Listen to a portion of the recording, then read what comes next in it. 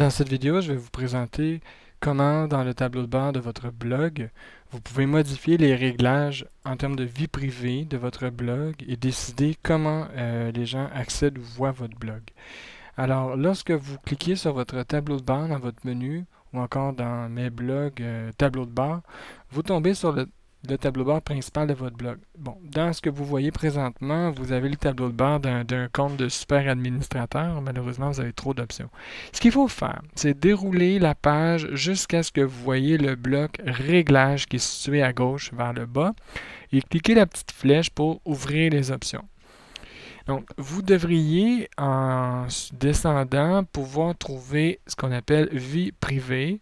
Et c'est là, dans Vie privée, cette option, qui vous affiche la page qui vous présente 5 options pour les réglages de la vie privée. Et les réglages de la vie privée, en français, en fait, ce que ça veut dire, c'est que votre blog, vous choisissez comment on peut y accéder. Donc, première option, l'option la plus ouverte, vous souhaitez que le blog soit vraiment public, visible par tous, y compris par les moteurs de recherche.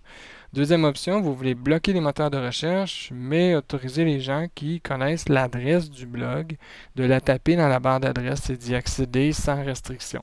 Troisième option, vous voulez donc bloquer les moteurs de recherche, mais aussi rendre le blog visible uniquement pour les membres du réseau Cybersavoir. Donc, tous les gens qui ont un compte sur le réseau Cybersavoir vont pouvoir accéder à votre blog et le lire. Ça ne veut pas dire qu'ils vont pouvoir écrire, mais ils vont pouvoir le voir.